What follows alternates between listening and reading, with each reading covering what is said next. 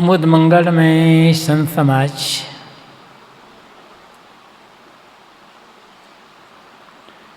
धर्मानुरागी सज्जनों,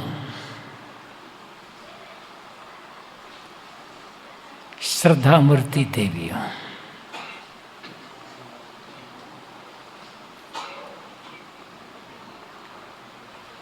आज का यह कार्यक्रम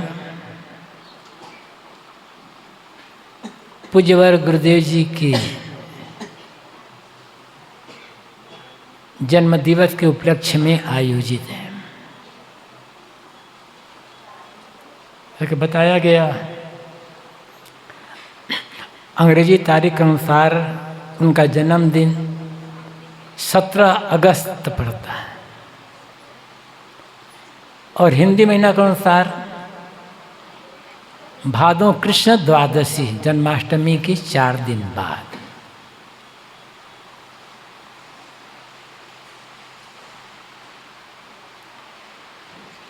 ये तो एक बहाना है किसी भी प्रकार से अपने इष्ट गुरु को याद करना। जो व्यक्ति जिससे जुड़ा होता है, जिस संत से, जिस गुरु द्वारा उसे विशेष प्रेरणा मिलती है, जीवन जीने की सीख मिलती है, उसकी हर चीज उसे प्यारी लगती है।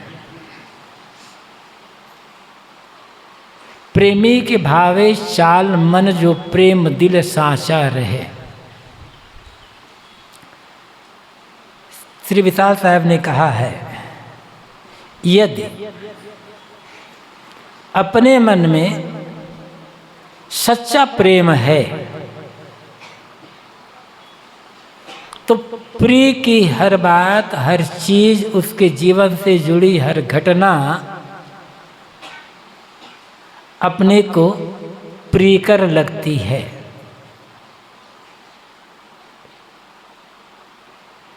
और प्रियकर लगने का अर्थ है जब जब उसकी याद आए तब तक मन में खुशी का, प्रसन्नता का, आनंद का अनुभव हो और साथ साथ उनके जीवन की जुड़ी हुई जिन घटनाओं को याद करके हमें प्रसन्नता मिलती है,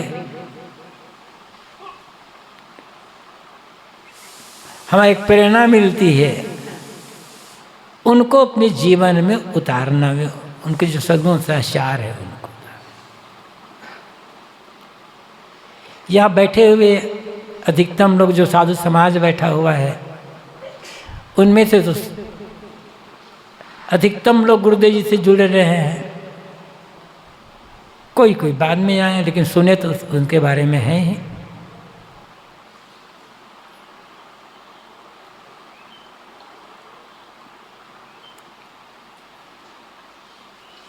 उनके जीवन के किसी भी पहलू को देखें तो अपने आप में पूर्ण है। स्वाध्याय, साधना, सेवा, ध्यान समाधि, किसी भी अंश को ले लें, सब जानते हैं गुरुदेव जी की स्कूली पढ़ाई नहीं के बराबर, मात्र 6 महीना, किंतु स्वाध्याय के बल पर उनका अध्ययन का क्षेत्र कितना विस्तृत था और उन्होंने इतनी जो पुस्तकें लिखी,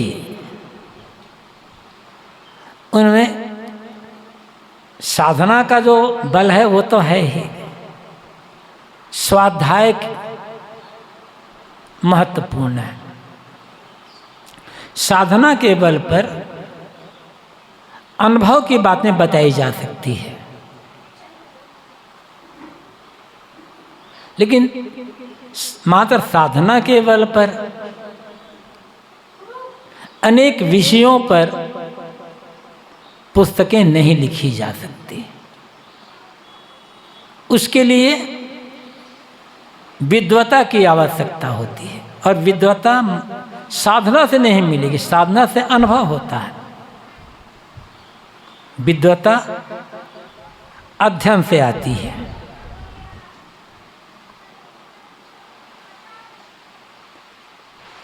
गुरुदेव जी जब लिखते थे उस समय तो अध्ययन करते ही थे, लेकिन जब ऐसा कोई प्रवचन का या ऐसा कोई साधना का कोई समय नहीं रहता था, या ऐसे कोई मिलने जुलने वाले नहीं रहते थे, जब कोई बिहारी चर्चा नहीं होती थी, तब वे किसी न किसी ग्रंथ का अध्ययन करते रहते थे। चाहे बीजक ही पढ़ना हो या कुछ भी हो, हमेशा वो अध्ययन करते रहते हैं।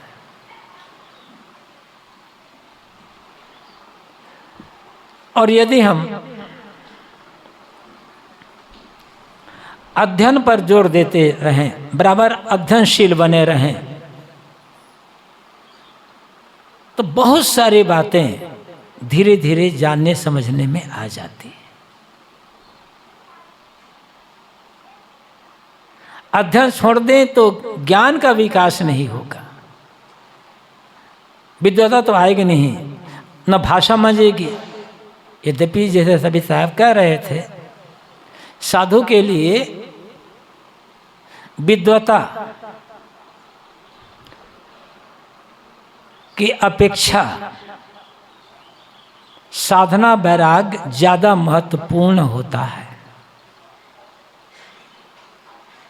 क्योंकि कल्याण विद्वता से नहीं मिले होगा, कल्याण तो साधना और वैराग्य से होगा।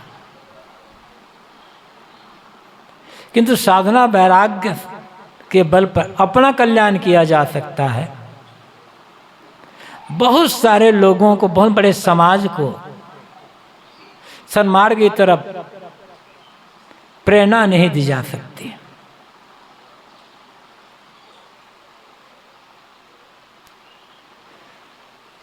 साधना मार्ग में जितने भी लोग आते हैं, उद्देश्य होता है आत्मकल्याण, लेकिन किसी भी साधु का जीवन निर्वाह भक्तों के सहयोग से होता है।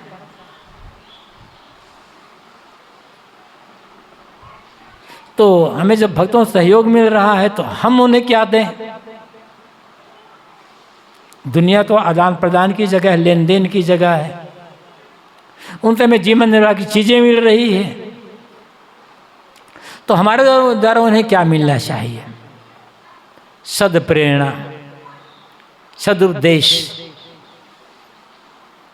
तो उसके लिए ज्ञान भी चाहिए, जानना, विद्वता भी चाहिए। न बड़ी विद्वता हो, लेकिन इतना तो हो कि हम जो हमें साधना से, संतों गुरुजनों की संगति से थोड़ा बहुत अनुभव हुआ है, जो ज्ञान मिला है, उसको लोगों तक हम बांट सकें। इसलिए यदि किसी भी साधु में साधना वैराग्य साथ साथ विद्वता है, तो अपना साथ साथ वह बहुत लोगों के कल्याण में सहयोगी बन सकता है। तो गुरुदेव जी के संदर्भ में बात है, वे निरंतर निरंतर स्वाध्यायशील रहे हैं।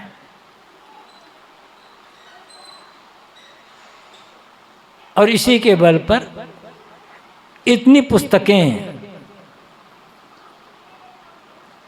हम लोगों को मिली हैं। कोई व्यक्ति कितना महान क्यों ना हो, सभी जगह नहीं पहुंच सकता, लेकिन पुस्तकें कहाँ कहाँ देश के किस किस कोने में पहुँच जाती है। उनके जीवन काल में भी, उनके जीवन नहीं रहने पर भी पुस्तकें तो सैकड़ों हजारों साल तक काम करती रहती हैं।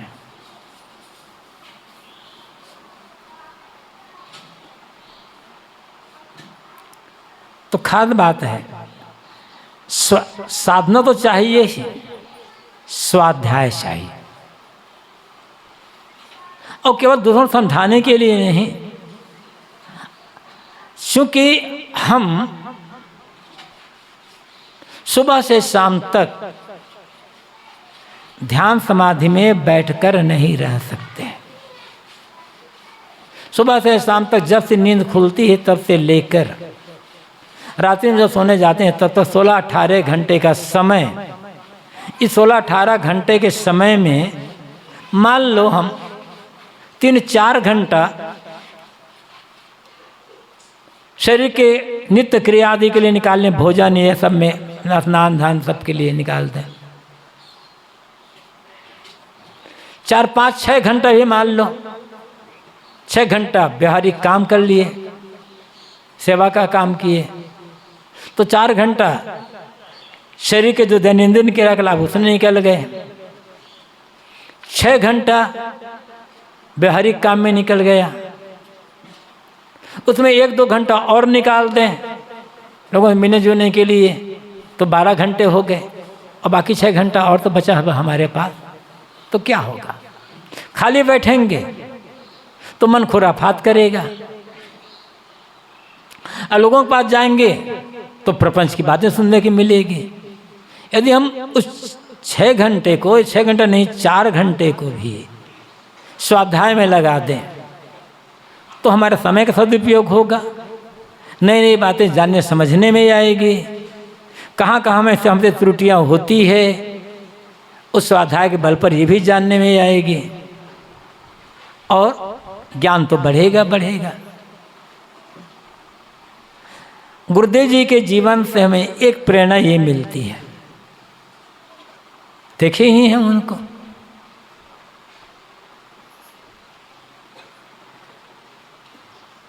अक्सर हम कहते हैं कि हमारे गुरुदेव जी इतने महान थे। हर व्यक्ति को कहता है, कहना भी चाहिए।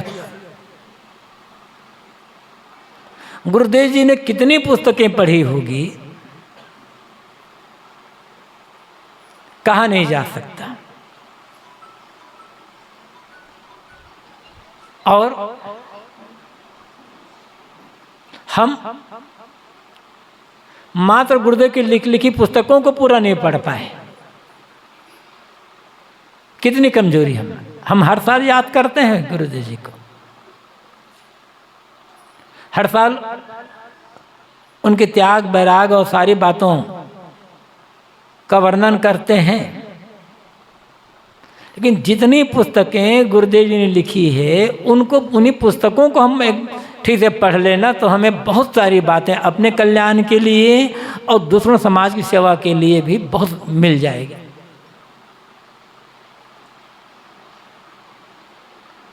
लेकिन हम उतने भी नहीं पढ़ पाते, तो इसीलिए हमारा विकास नहीं हो पाता।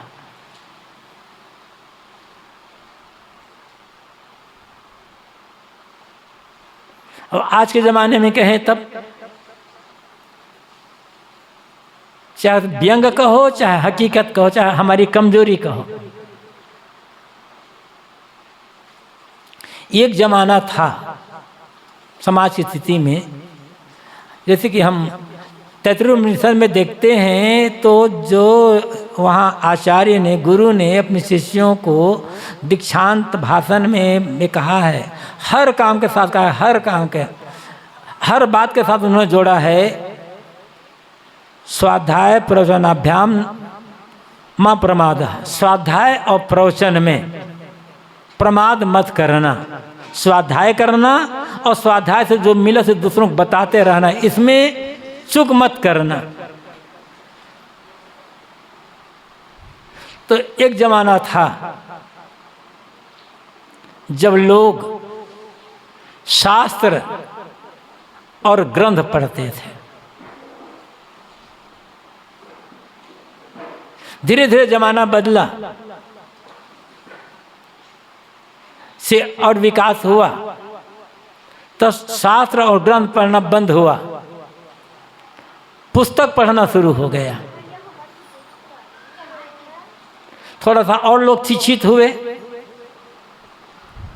तब पुस्तक पढ़ना बंद हो गया, बुक पढ़ना शुरू हुआ, और शिक्षित हुए तब बुक पढ़ना बंद हो गया, फेसबुक पढ़ना शुरू हो गया। ये हालत स्थिति है। कहाँ से हमें कल्याण की प्रेरणा मिलेगी? बात मैं ये कह रहा था कि हम गुरुदेव जी की याद तो करते हैं, उनका साधना हम ऊंचाई तक हम नहीं पहुंच पाते हैं, चलो मानते हैं। जितनी वो सेवा करते थे जिस ढंग से, वो हम नहीं कर सकते। स्वाध्याय के लिए समय हमारे पास में है ना, इस एक अंश को भी हम अपना लें, अपने को हम स्वाध्याय में जोड़ दें, तो सेवा भी अपने आप आ जाएगी उसमें, और साधना भी आएगी आगे। जो बराबर स्वाध्यायशील है, स्वाध्याय रत है, उसके मन में सेवा की भावना नहीं होगी, ऐसा नहीं है। यदि सचमुच में समर्पित होकर स्वाध्याय कर रहा हो तो, और स्वाध्याय से सेवा में बल मिला और प्रसन्नता पूर्वक सेवा कर रहे हैं समर्पित होकर के, तो निश्चित ही मन साधना में लग जाएगा। साधना ऐसे नहीं बनती है हम चुपचाप आंखें बंद करके बैठे रह जाएं, स्वाध्याय का बल नहीं है, सेवा का बल नहीं है, तो सोचे कि हमारा मन ठहर जाएगा। एक धोखा है। एक भूमिका, एक प्लेटफार्म तैयार करना होगा ना, वो प्लेटफार्म केवल आंख बंद करने से तैयार नहीं होगा। स्वाध्याय और सेवा का सहारा लेना ही होगा।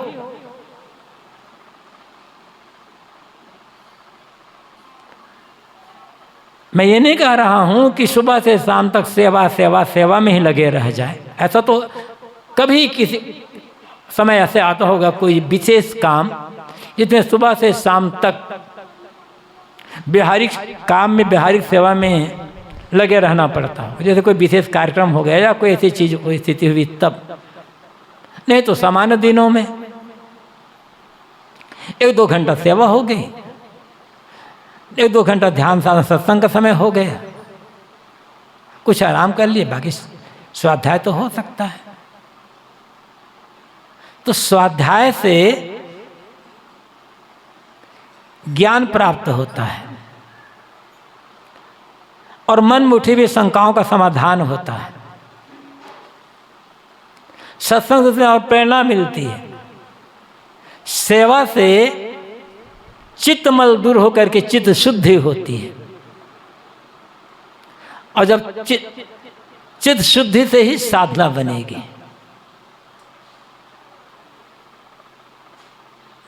गुरुदेव जी के जो वरिष्ठ गुरु भाई रहे हैं, श्री निहाल साहब जी या श्री विमल साहब या अन्य और संत, वे बताते थे कि गुरुदेव जी किस प्रकार से स्वाध्यायशील भी रहे, साधना में लगे रहे, सेवा में लगे रहे।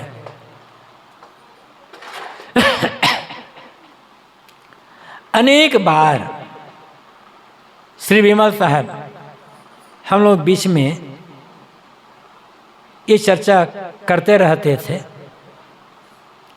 कि जब गुरुदेव जी घर में थे तब की श्री विमल साहब उनके यहाँ कई बार जाते रहते थे, और लगा कि गुरुदेव जी के लिए कि अभी घर में नहीं रह पाएंगे, अब तो ये साधु होंगे।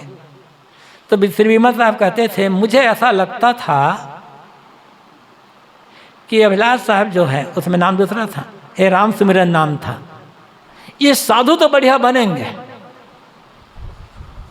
लेकिन ये मोटी सेवा का काम नहीं कर पाएंगे, ये मेहनत का काम नहीं कर पाएंगे।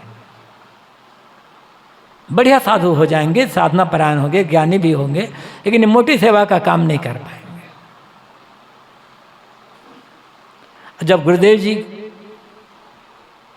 गृह त्याग करके साधु मार्ग में आए नहीं थे। तो भंडारी साहब बताते थे कि भोजनालय में जो सबसे बड़ा बर्तन होता था उसी को गुरुदेव जी उठाने से मांजने के लिए।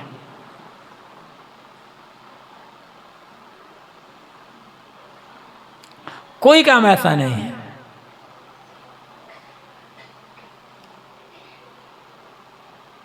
तो गुरुदेव जी जो सबसे बड़ी कढ़ाई है या बड़ा हंडा है वो उठाते थे मांजने के लिए। और हम कहते तो हैं कि हमारे गुरुदेव जी जब भोजन नए नए आए थे और जब ऐसा होता था और बाद में भी भोजनालय में जो सबसे बड़ा बर्तन होता था गंदा उसको उठाते थे।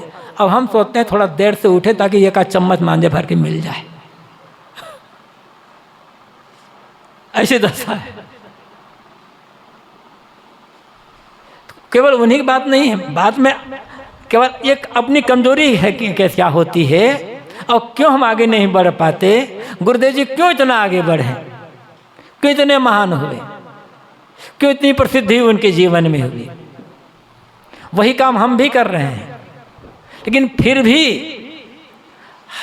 हम क्यों आगे नहीं बढ़ पा रहे हैं, कहाँ हमसे चूक हो रही है। मैं इसकी चर्चा कर रहा हूँ।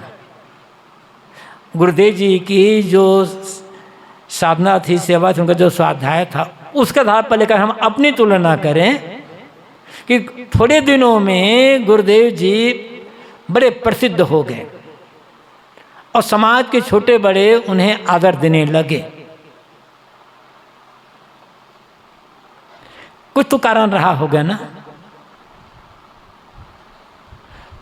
तो वे जो कारण हैं, क्या हाँ अपने जीवन में हम क्यों नहीं उतार पा रहे हैं, कहाँ कमी आ रही है, इस बात पर हमें ध्यान देने की आवश्यकता है।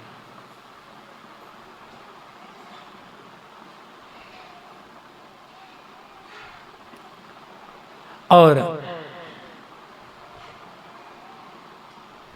गुरुदेव जी के मन में कभी भी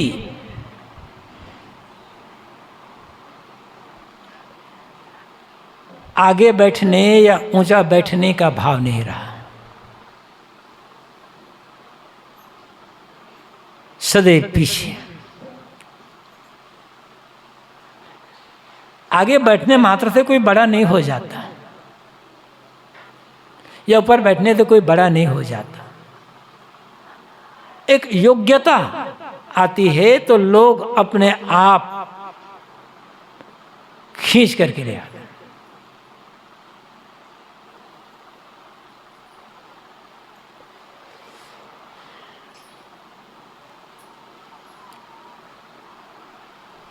आवश्यकता इस बात की, विनम्रता आए बिना हम कभी आगे नहीं बढ़ सकते।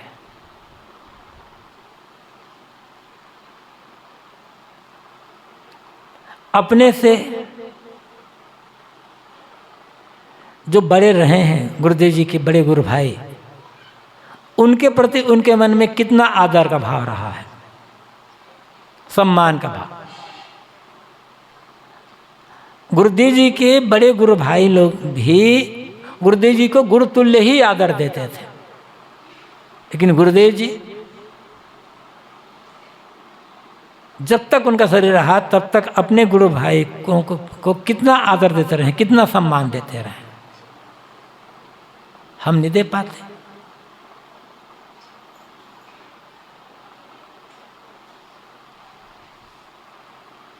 ये कब होगा?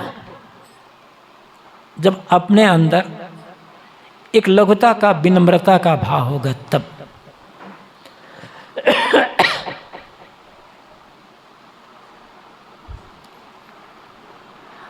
यदि हम अपने को मात्र एक साधक माने, और साधक हैं, दुनिया के लोग हमारे बारे में क्या कहते हैं, हमें कितने बड़े बड़े शब्दों से हमारी प्रशंसा करते हैं और हमारे जीवन में कौन कौन सी विशेषता लगाते हैं, उनमें हमें भूलने की आवश्यकता नहीं है, वो तो उनकी भावना है।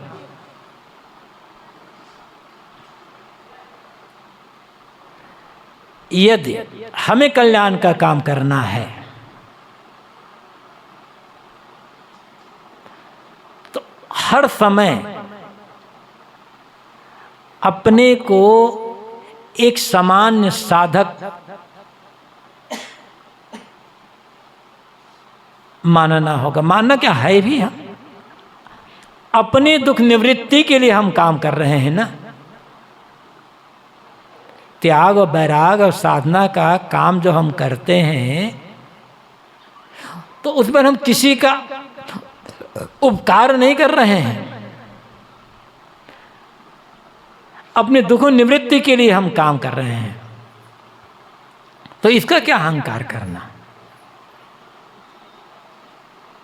एक साधक का भाव मन में बनाकर रखना होगा, तब हम आगे बढ़ पाएंगे।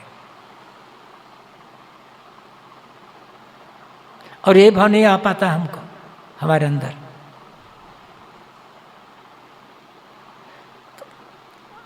हर साल गुरुदेव जी के जन्मदिन के उपलक्ष्य में कई कार्यक्रम हम करते हैं। यहाँ करते हैं, अन्य जगह करते हैं। प्रयागराज में भी ध्यान शिविर का समापन गुरुदेव जी के जन्मदिन के पर ही किया जाता है, हिंदी महीना के अनुसार से। हम चर्चा तो करते हैं, हर साल कहते हैं ऐसा वैसा, लेकिन हो नहीं पाता। गुरुदेव जी की जो कविता है सबको याद है, उसमें जो जिसकी मैं चर्चा कर रहा हूं, गुरुदेव ने लिखा है, अच्छा कहलाने की इच्छा रखना कभी न मन में,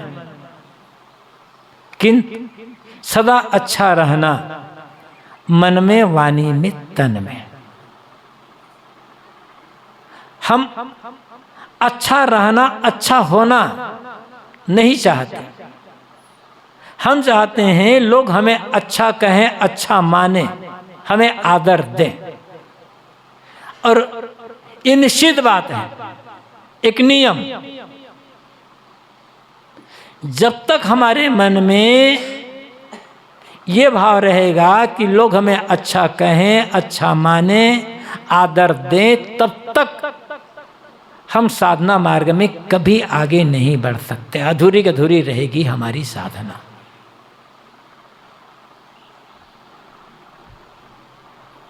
हमें कोई अच्छा ना कहे, कोई अच्छा ना माने,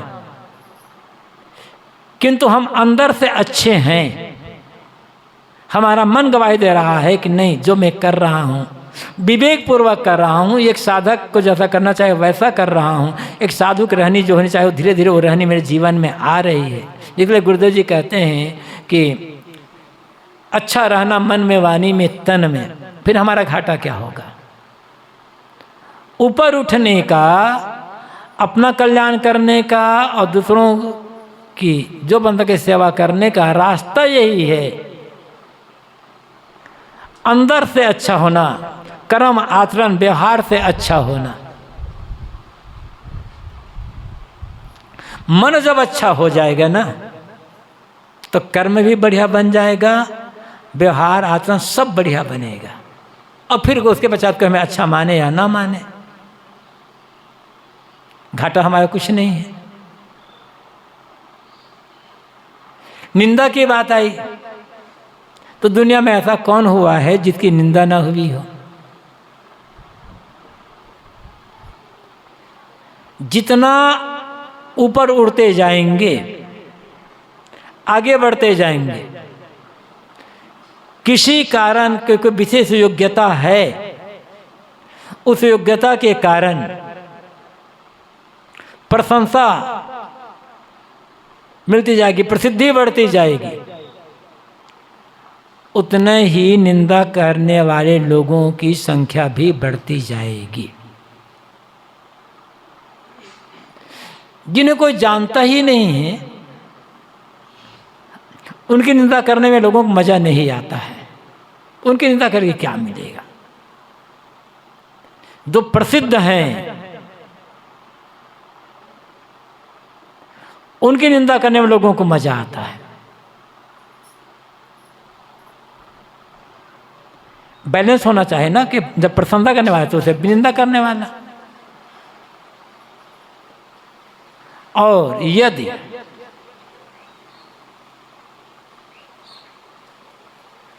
निंदा सुन करके दुख हुआ, मन उदास हुआ, तब फिर हमें समझना होगा कि हमारे साधना में भी बहुत कमी है। सब जानते हैं गुरुदेव जी जीवन की घटनाओं को जो लिखा है राम ने, या अन्य जो जगह चर्चा होती है, गुरुदेव जी के सामने ही उनकी कितनी निंदा हुई। ऐसा नहीं कि पीठ पीछे तो निंदा हुई ही, पीठ पीछे तो लोगों ने बहुत कुछ कहा ही, लेकिन सामने ही खुल करके निंदा हुई। और भरी सभा में, बहुत बड़े समाज के बीच। लेकिन गुरुदेव जी प्रतिक्रिया में तो नहीं पड़े, उसका उत्तर तो नहीं दिए। ये भी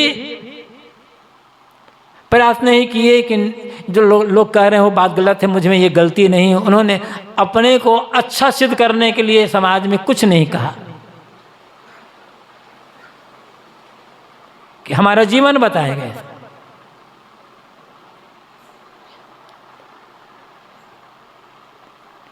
कई बार चर्चा दौरान गुरुदेव जी कहते थे, सभा में भी कहें कई बार, कि मैंने जब घर छोड़ा तभी मैंने सोच लिया था, एक निश्चय कर लिया था कि यदि आत्मकल्याण का और लोक सेवा का काम करना है तो प्रतिक्रिया में नहीं पड़ना है। और यह गुरुदेव जी ने किया। हमारी जो शक्ति प्रतिक्रिया में नष्ट होती रहती है, उसी शक्ति को, उसी ऊर्जा को हम यदि सेवा साधना में लगा दें तो हमारा काम हो जाएगा। प्रतिक्रिया में पढ़ करके आज तक किसको शांति मिली है और किसके मुंह को बंद किया जा चुका है? 2-4 लोगों को उत्तर दोगे तो 10-20 लोग मिल जाएंगे विरोध करने वाले। और निंदा सुन करके चिढ़ना या प्रतिक्रिया करना बंद कर दें। जितने निंदा सुन करके प्रतिक्रिया करना या चिढ़ना बंद करेंगे, निंदकों की संख्या उतनी अपने आप घटती चली जाए, कुछ करना नहीं होगा। सबसे बढ़िया उत्तर गुरुदेव जी भी कहते थे कि निंदक को सबसे बढ़िया उत्तर है मौन रहना। फिर वो अपने आप किसी व्यक्ति को आप गाली दो, जो मन में आता है वो गाली दो, और गाली सुन करके वह सामने वाला व्यक्ति भी आपको गाली दे रहा है तो उसकी गाली सुन करके आपको और क्रोध आएगा, तो आप और गाली दोगे, और यदि उसने और गाली दी तो आप और अधिक गाली दोगे। लेकिन आपने पहली बार गाली दी और वो एकदम मौन होकर रह गया, शांत रह गया, तो अब दोबारा गाली थोड़े दोगे, अपने आप खत्म। यही रास्ता है, कल्याण का रास्ता या लोक मंगल का रास्ता, लोक सेवा का रास्ता, यही रास्ता है। और गुरुदेव जी ने ये रास्ता चल कर दिखाया भी, जैसे कि गुरुदेव ने लिखा भी है, और जो लिखा है वो जी करके लिखा, ऐसा नहीं है कि केवल लिख दिया। अपनी निंदा कभी श्रवण कर क्षोभन मन में लाना, सावधान करता नित निंदक मन को बोध कराना। निंदक हमें सावधान करता है। यदि हमारी निंदा हो रही है, हमने कोई गलती की है, उस गलती कहाँ से निंदा हो रही है, तो हमें सावधान होना ही भी। तो कहीं मैंने एक छोटी सी गलती की, इतनी निंदा हो रही है, और ऐसी गलती आगे करता रहूं तो क्या होगा, और निंदा होती चली जाएगी। नहीं, अब मुझे गलत रास्ते पर नहीं जाना, गलत काम नहीं करना है, तो निंदा सावधान कर रहा है। और यदि हमने कोई गलती नहीं की है, लोग ना समझे बस निंदा कर रहे हैं, तो हमें सोचना होगा, जब बिना गलती के मेरी इतनी निंदा हो रही है, और गलती करने पर कितनी अधिक निंदा होगी। दोनों दृष्टि से यदि हमसे गलती हुई निंदा हो रही है, तो उस गलती को सुधारना है, और गलती नहीं हुई है हमसे फिर भी निंदा हो रही है, तो सावधान हो जाना है। नहीं, जब बिना गलती के इतनी निंदा होती है, तो आगे गलती करने पर कितनी निंदा होगी, सावधान। तो निंदा, गुरुदेव जी कहते हैं, निंदक तो सावधान करता है। और ये गुरुदेव जी ने किया। किसी एक गुण को हम अपना लें, इस स्वाध्याय के गुण को, सेवा के गुण को, ये सहनशीलता के गुण को अपना लें। किसी एक गुण को अपना लेना, तो अन्य सारे गुण धीरे धीरे हमारे भीतर आते चले जाएंगे, हमारा कल्याण का काम पूरा होता चला जाएगा।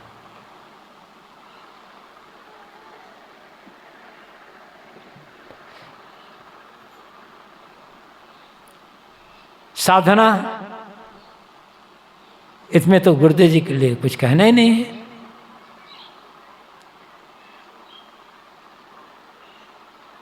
यदि गुरुदेव जी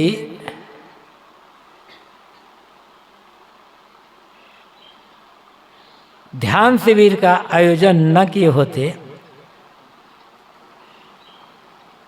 शुरुआत न किए होते, तो आज जगह जगह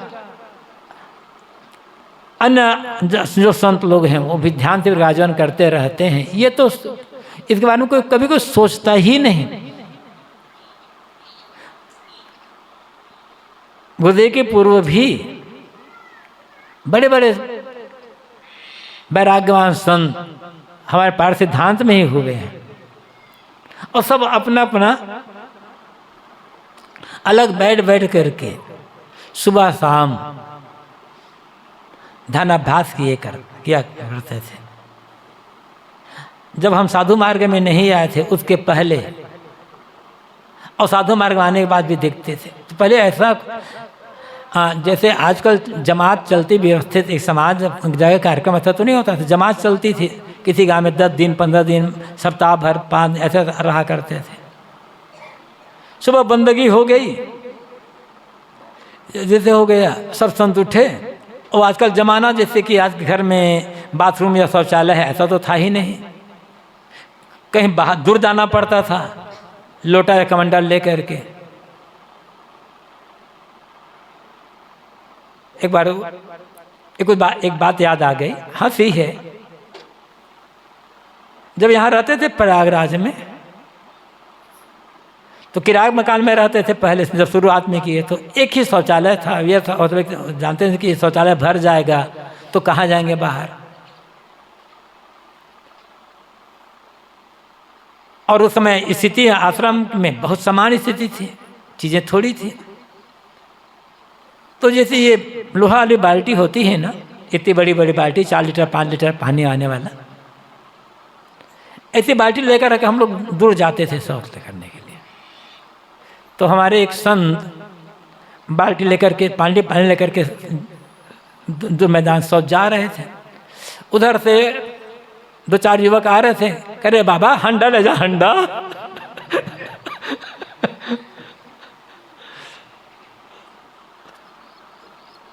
तो बात नहीं कर रहा था कि लोग बड़े बड़े रखते थे लोटा 2.5 लीटर 3 लीटर पानी वाला ले जाते थे, दूर चले जाते थे।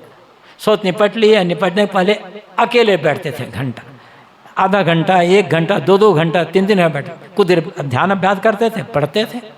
फिर वहाँ से जैसे सुबह बंदगी हुई 4 साढ़े 4 बजे निकल जाते थे, 8-9 बजे आते थे वापस। फिर चना जलपान बनाते थे। तो अकेले अकेले तो ध्यान अभ्यास करते थे, लेकिन समूह में हो या तो वैसा जमाना रहा होगा, सुविधा नहीं रही होगी, या किसी की सूझ नहीं हुई है।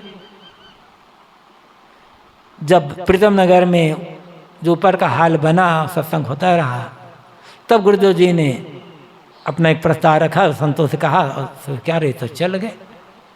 फिर ये प्रक्रिया चालू हो गई। गुरुदेव के जीवन काल में तो ध्यान शिविर लगता ही रहा है, उनके न रहने पर भी चल रहा है। एक बहुत बड़ी देन है गुरुदेव जी की इसके लिए। कम से कम एक सामूहिक रूप से किसी का मन नहीं है तो भी एक नियम, चाहे वो नियम पालन के लिए आ रहा है, और नियम पालन करते करते हो जाता। जैसे कहा है ना कि नेम जगावे प्रेम को, प्रेम जगावे जी। यदि हम नियम से, सही ढंग से नियम से किसी काम को रोज रोज रोज कर रहे हैं, तो धीरे धीरे उस काम के लिए प्रेम हो जाता है।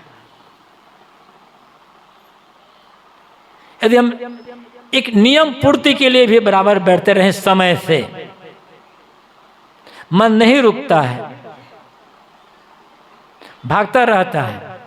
फिर भी हम यदि रोज बैठ रहे हैं तो बैठते बैठते उसके लिए मन में प्रेम होगा, और जब प्रेम हो जाएगा तो फिर समर्पित होकर काम करेंगे, तो धीरे धीरे वो काम पूरा हो जाएगा। तो हमारे पारस सिद्धांत के लिए, हमारे समाज के लिए ये जो ध्यान शिविर का आयोजन हुआ, गुरुदेव जी ने शुरू किया, एक बहुत बड़ी देन है गुरुदेव जी की पूरे समाज के लिए। ऐसे तमाम बातें हैं।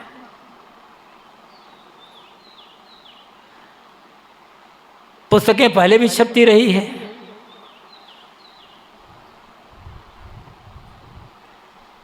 भयान या अनुमुक्ति द्वार, सब पुस्तकें पहले छप गई थी। लेकिन एक पुस्तकों के लिए एक व्यवस्थित स्टॉक रखना या कुछ ऐसे रखना, ये भी गुरुदेव जी के ज़माने से शुरू हुआ। पहले तो गुरुदेव जी बनारस जाते ही थे, फिर वहीं से मंगा करके रखते थे, हिसाब करते थे।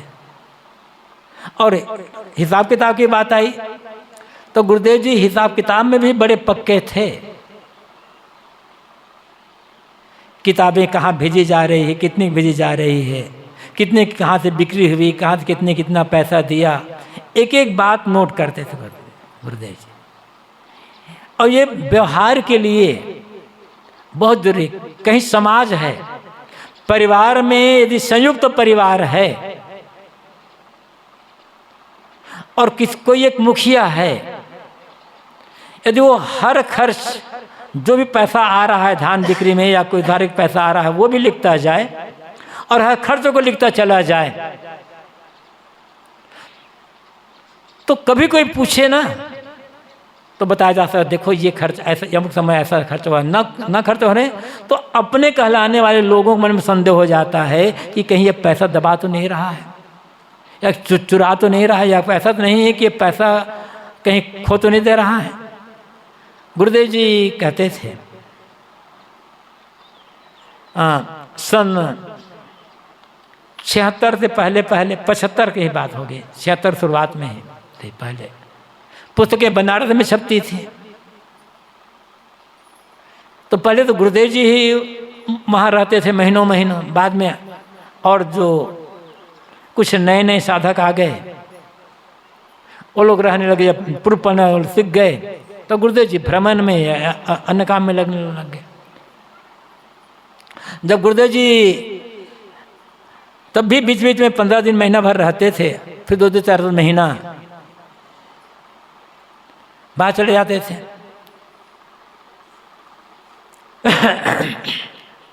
तब गुरुदेव जी खर्चा के लिए जो रहते थे संत, उन्हें इकट्ठा पैसा दे दिया करते थे, 200, 400, 500। और जमाना आज 75 का, जब 75 जमाना, आजकल तो उसमें 5 रुपये भी बहुत बड़ी रकम होती थी। 500 का 200 रुपये भी बड़ी रकम होती थी, चीज़ें सस्ती थी।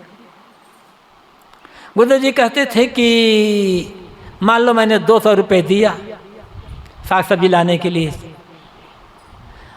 और सप्ताह भर बाद फिर कहते थे कि साहब जी सब्जी के लिए बाज़ार जाना है, पैसा नहीं है। तब मुझे लगता था कि अभी तो दिया था, कैसे खर्च हो गया। कहीं सब बाजार आते जाते लोग पैसा गंवा तो नहीं देते हैं, चुराते हैं। गुरुदेव कहते ये लोग पैसा चुरा लेते हैं। ये तो मेरे मन में कभी 1 मिनट भी नहीं आया, सभी समर्पित थे। तो लगता है ये लोग बाजार जाते जाते कहीं पैसा को गिरा देते होंगे। लेकिन जब देता था, डायरी देखता था, लगता है ये तो पूरा हिसाब है जबड़ा।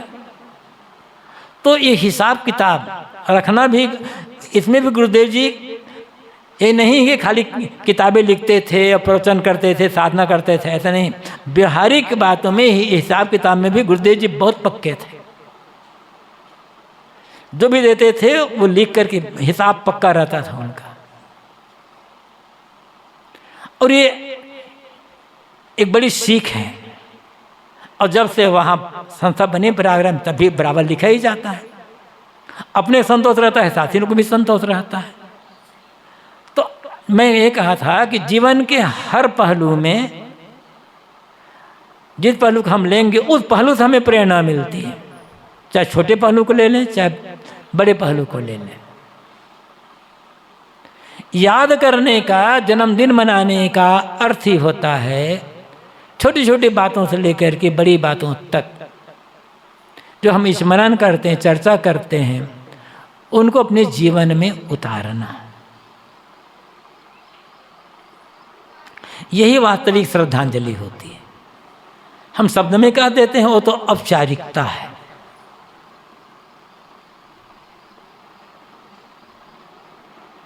साधु मार्ग में जो भी आता है, कुछ दिन पश्चात कपड़ा बदल जाता है। साधु का कपड़ा सफ़ेद कपड़ा, अब पहले तो चलता था, आजकल तो कपड़ा सबका कैमरिक कपड़ा पहनने लग गए हम लोग। पहले तो चलता था मार्किन लट्ठा वाला, चाहे साधु भी हो। अब आजकल के तमाम बच्चे जानते भी नहीं होंगे कि लट्ठा किसे कहते हैं, गाया भी है। तो वैसे मोटा मोटा ऐसे पहनते थे।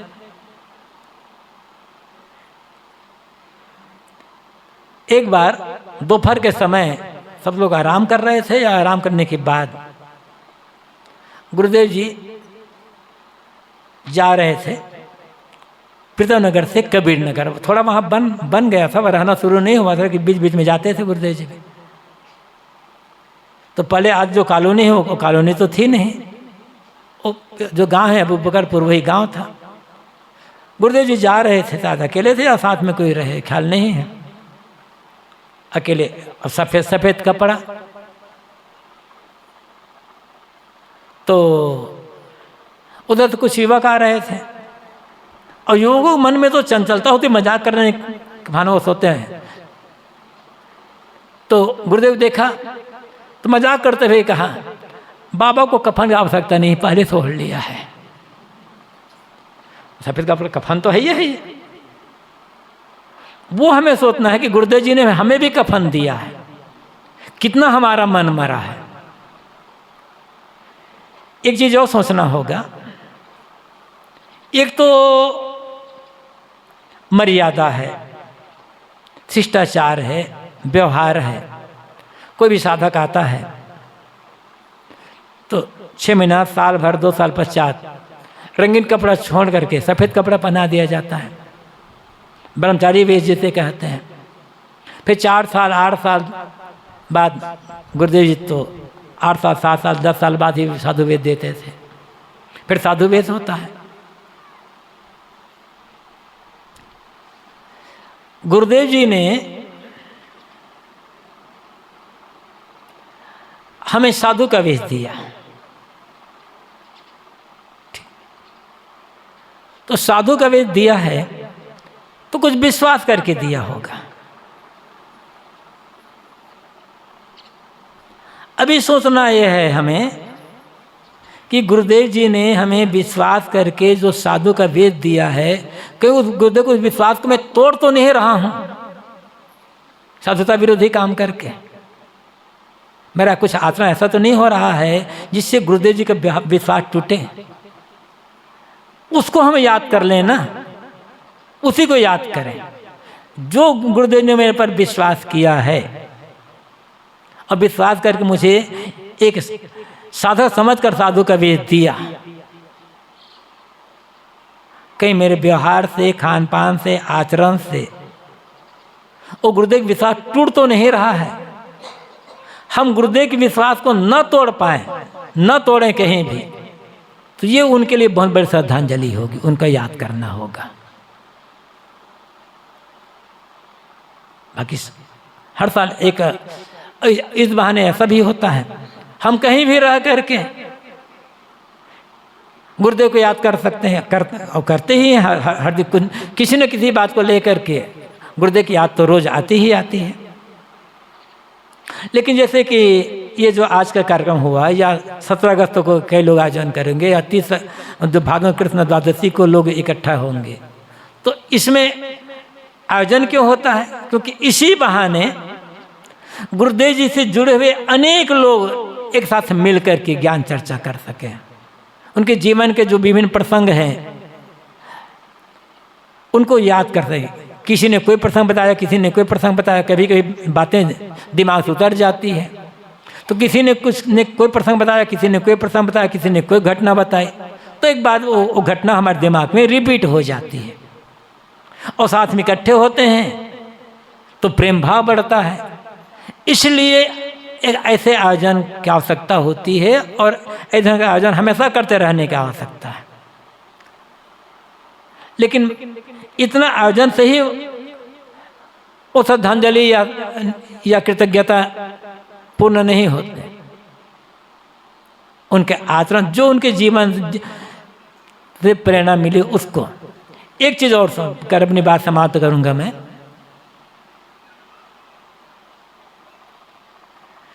क्या जितने भी बहुत से भगत जो हैं गृहस्थ हैं, वो भी गुरुदेव जी से जुड़े हुए हैं, भले घर में रहते हैं, अपने साथ से जुड़े हैं, भक्ति साधु मार्ग में आए। जो यहाँ साधु समाज का है, साधु समाज, मैं साधु समाज कहता हूँ तो मैं सबको जोड़ करके कहता हूँ। तो हम ये सोचें, संत तो अनेक हुए हैं। जिस समय गुरुदेव जी का शरीर था, जिस समय हम लोग गुरुदेव जी के जीवन, गुरुदेव के सानिध्य में आए, उस समय भी बहुत से संत थे, बड़े बड़े वैराग्यवान संत थे। उनकी शरण में न जाकर हम गुरुदेव जी के शरण में आए, तो ऐसी कौन सी विशेषता हमने गुरुदेव जी में देखी, हमें दिखाई पड़ी, जिससे प्रभावित होकर हमारा संतों पास न जाकर के गुरुदेव जी के पास, गुरुदेव जी की शरण में आए। कोई ना कोई विशेषता दिखाई पड़ी होगी ना, कोई ना कोई तो एक अच्छाई कोई ना कोई दिखाई पड़ी होगी। उसी मात्र उसी एक अच्छाई को, उसी एक विशेषता को हम जीवन में उतार लें ना, तो गुरुदेव प्रति श्रद्धांजलि हो जाएगी। बस उसको याद करें कि मैंने क्या देखा गुरुदेव जी में, जिसके कारण से मैं इतना आकृष्ट हुआ, इतना प्रभावित हुआ। वो विशेषता मेरे जीवन में कितनी आई है, उसे बढ़ाना शुरू कर देंगे तो गुरुदेव की भक्ति पूरी हो जाएगी। बाकी बातें सभी लोग जानते हैं। ये तो एक कार्यक्रम है,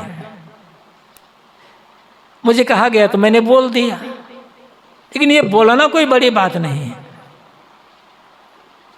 इससे और बढ़िया से बढ़िया बातें कही जा सकती है। ये तो एक अभ्यास है। और कहना चाहिए हमारे एक वाक चातुर्य है ये, बस। इससे ना हमारा कल्याण होगा, ना गुरुदेव के प्रति श्रद्धा सुमन होगा। जो हम जानते हैं दूसरों को बताते हैं, गुरुदेव के जिन आदर्शों से हमें प्रेरणा मिली है उनको अपने जीवन में उतारना, ये इसमें हमारा कल्याण है। और इसी कल्याण के काम के लिए हम गुरुदेव जी की शरण में आए। तो अपना कल्याण का काम, हम भले अन्य बहुत प्रचार का काम या आश्रम विस्तार का काम ना कर पाए, कोई बात नहीं, अपना कल्याण का काम कर, अपने बंधनों से हम छुटकारा अपने को दिला सकें, तो ये गुरुदेव के प्रति श्रद्धांजलि होगी, उनके प्रति श्रद्धा सुमन अर्पित करना होगा। और चारि ग्रुप में उनके प्रति श्रद्धा सुमन अर्पित करते हुए, अन्य लोगों से शुभकामनाएं व्यक्त करते हुए और ये संकल्प लेकर के हम गुरुदेव बता रहे थे बस चलें, इस भावना को लेकर के अपनी वाणी को मैं यहीं पर विराम देता हूँ। की जय सदगुरु अभिलाष साहेब की जय। परम पूज्य गुरुदेव जी के कल्याणकारी विचारों से लाभान्वित हो रहे थे।